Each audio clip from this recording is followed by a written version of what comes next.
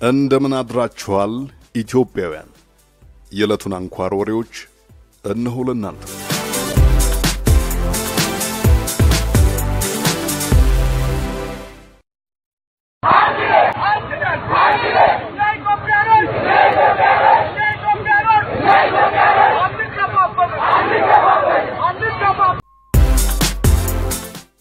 ትናንት በዋሽንግተን ዲሲ ረፋድ ላይ ከዓመታት በኋላ ለመጀመሪያ ጊዜ በርካታ ኢትዮጵያውያን የተሳተፉበት ነው የተባለ የተቃውሞ ሰልፍ ተስተናግዷል። በዩናይትድ ስቴትስ የውጭ ጉዳይ መስሪያ ቤት በዋይት ሃውስ እና በዩናይትድ ስቴትስ ምክር ቤት ደጃፎች ላይ በተደረገው የተቃውሞ ሰልፍ የተሳተፉት ሰዎች ቁጥር በሺዎች ተገምቷል። ታዋቂ ኪነጥበብ ሰዎችና የሃይማኖት አባቶችን ጨምሮ ዕድሜና ጾታ ሳይለይ በተሳተፉበት በዚህ ሰልፍ ሰልፈኞች የኢትዮጵያን መንግስት ኢሰብአዊ ድርጊቶች አውግዘዋል። የአሜሪካ መንግስት ለኢትዮጵያ መንግስት የሚሰጠውን ድጋፍ እንዲያቋርጥም ጥያቄ አቅርበዋል።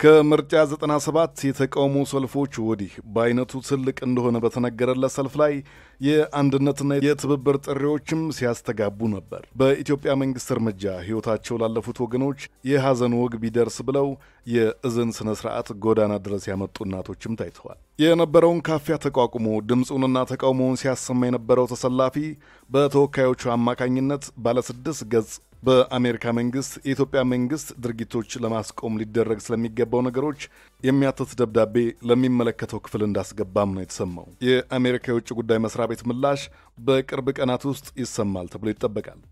ይህ በእንዲህ እንዳለ ቁጥራቸው 11 የሆኑ ዓለም አቀፋዊ፣ አህጉራዊ እንዲሁም በኢትዮጵያ ጉዳይ ላይ የሚሰሩ መንግስት ያልሆኑ ድርጅቶችና የዲያስፖራ ቡድኖች ጥምረት በአሜሪካ ኮንግረስ አባላት የተጀመረውን የኢትዮጵያ መንግስትን የሚመለከት የውሳኔ ረቂቅ እንደሚደግፉ በጋራ መግለጫ አሳውቀዋል።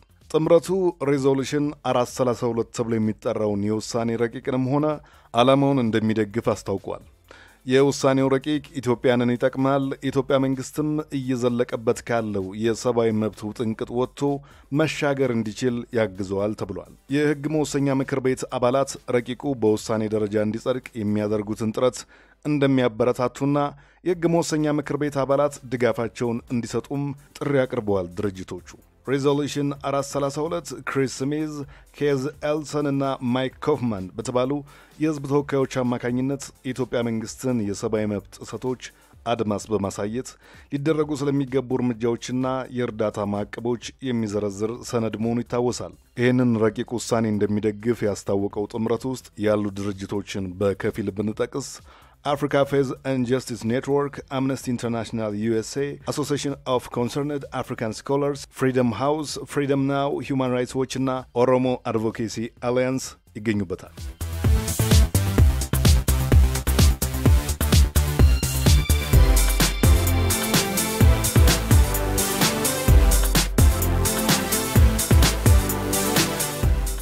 በተለያዩ ምክንያቶች ሲስተጓጎል የነበረው ኢትዮጵያ በአባይ ወንዝ ላይ እየሰራች ያለችውን ግድብ የተመለከተው ስምምነት በስተመጨረሻ መፈረሙ ተሰምቷል። በዛሬው ዕለት ካርቱም ከተማ የተደረገው ስምምነት የግድቡ ግንባታ በታች ተፋሰስ ሀገራት ላይ የሚያሳድረውን ተጽዕኖ የሚያጠና ቡድን ስራውን እንዲጀምር ከስምምነት ተደርሶበታል። ከጥቂት ሳምንታት በፊት ሊደረግ የነበረውን ይህን ስምምነት የኢትዮጵያ መንግስት በሀገሪቱ ውስጥ የተፈጠረውን አለመረጋጋት ምክንያት በማድረግ ይራዘምልኝ ብሎ ነበር። ትናንት ስምምነቱ ተፈጽሟል። የግብፅ መንግስት ስምምነቱን ታሪካዊ ሲል አሞግሶታል። የስምምነቱን ይዘት በመጠኑ ይፋ ያደረገው አልሐረም ጋዜጣ እንደዘገበው ኢትዮጵያ ያጋመሰችውን ግድብ ተጽዕኖ BRL እንዲሁም አርቲላ የተባሉ የፈረንሳይ ድርጅቶች ኮልበርት ከተባለ የእንግሊዝ የሕግ ተቋም ጋር ያከናውናሉ። በቀጣይ 11 ወራት ውስጥ ጥናታቸውን ይፋም ያደርጋሉ። $4.5 ሚሊዮን የሚያወጣው ጥናት ወጪ በሶስቱ ሀገራት ይሸፈናል ተብሏል። ባለፈው ዓመት በሶስቱ ሀገራት መካከል የመግባቢያ ሰነድ ተፈርሞ እንደነበር ይታወሳል። በዚህ ሰነድ ላይ አንዳንድ ጥቅሞች ለሌሎች የተፋሰሱ ሀገራት ማለትም ሱዳንና ግብፅ እንዲሰጡ ስምምነት ውስጥ ተገብቷል። ለማሳያነት የቀረበው ደግሞ በግድቡ የሚመነጨው የኤሌክትሪክ ኃይል ቀዳሚ ተጠቃሚ ሊሆኑ የሚገቡት ሀገራት የተፋሰሱ የታችኛው ሀገራት ማለትም ሱዳንና ግብጽ ሊሆኑ ይገባል፣ የጉዳት ካሳም ሊከፈላቸው እንደሚገባ ከስምምነት መደረሱን ጋዜጣው አስታውሷል። የኢትዮጵያ መንግስት ሊደረግ በሚገባው ጥናት ገዢነት ላይ ጥርጣሬ የሚያሳድሩ መግለጫዎችን በመስጠትና አንዳንዴም የስምምነት ቀኑን በማራዘም ጉዳይ ሲተች፣ በግብፃውያኑ ዘንድም የኢትዮጵያ መንግስት ሆን ብሎ ስምምነቱ እንዳይፈረም እያደረገ ነው በሚል ሲወቀስ ነበር። ስምምነቱ ዛሬ ተፈርሟል። የኢትዮጵያ መንግስት በፋና ራዲዮ በኩል ስምምነቱ በአጥኚ ድርጅቶችና በሀገራቱ መካከል የተደረገ ተለምዷዊ ጥናት አይነት አድርጎ ባለፈበት በአሁኑ ሰዓት የግብጽ መንግስት የስምምነቱን ውጤት እያሞካሸው ይገኛል። የሙሉ ስምምነቱ ይዘት እስካሁን አለመውጣቱን ተከትሎ በአሁኑ ስምምነቱ ውስጥ ኢትዮጵያ ልታጣና ልታገኙ የቻለችው ነገር ለይቶ ማስቀመጥ አልተቻለም።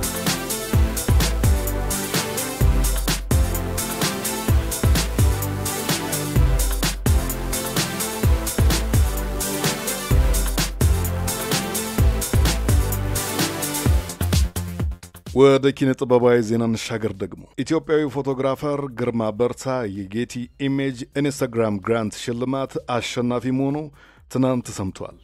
ጌቲ ኢሜጅ መቀመጫውን በሲያትል ያደረገ በዓለም ዙሪያ ላሉ የዜና ተቋማትና መሰል ድርጅቶች ፎቶና ምስሎችን የሚያቀርብ ግዙፍ ተቋም ነው። ከ80 ሚሊዮን በላይ ፎቶና ከ50,000 ሰዓት በላይ የምስል ክምችት ያለው ይህ ተቋም ካለፈው ዓመት ጀምሮ ኢንስታግራም በተሰኘው የፎቶና የቪዲዮ ማጋሪያ በይነ መረብ ላይ ጥበባዊ ሥራዎችን ካጋሩ የዓለማችን ሕዝቦች መካከል እያወዳደረ መሸለም ጀምሮ ነበር። ዘንድሮ ታዲያ ግርማ በርታ ከኢትዮጵያ፣ ክሪስቲያን ሮድሪጌዝ ከዩራጋይ፣ ሮኒ ሴን ከህንድ ካልኮታ የዚህ ዓመት አሸናፊ ሆነዋል። አሸናፊዎቹ $10,000 ሽልማትና እንዲሁም ከጌቲ ኢሜጅ ዕውቅ የፎቶ ጋዜጠኞች የማጎልበቻ ትምህርት ዕድል ተመቻችቶላቸዋል። ሃፊንግተን ፖስት እንደነገረን ግርማ በርታ በተለይም የአዲስ አበባ ከተማን የየዕለት ገጽታ በፍጹም ልዩ ሁኔታ በማቅረብ የሚታወቅ ወጣት ፎቶግራፈርና የግራፊክስ ባለሙያ ነው። ከሃፊንግተን ፖስት ጋር ባደረገው አጭር ቆይታ በአዲስ አበባ ውስጥ የሚኖሩ የሰራተኛው መደብ አባላትን የየቀን ኑሮ ማሳየት ምርጫው እንደሆነ ተናግሯል። የቅርብ ጊዜ ስሜቱ ደግሞ ወደ አረጋውያን እየዞረ እንደሆነም አጋርቷል። ግርማ #Street of Addis በሚል በኢንስታግራም የአዲስ አበባን ገጽታ የሚያሳዩ ተከታታይ ፎቶግራፎችን በማካፈል ይታወቃል።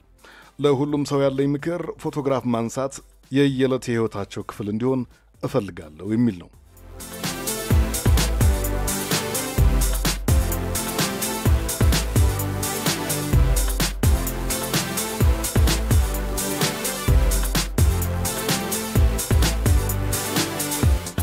በስተመጨረሻም አንድ ለመንገድ ወደ ሰላም ስምምነትና መግባባት የሚወስዱንን ሐሳቦች የሚያፈልቁ መድረኮችን ማሰሳችን ዛሬም ቀጥሏል። ዛሬ ደግሞ ከዓለማዊ መድረክ ወጥተን ከመንፈሳዊው ደጅ እንዘልቃለን።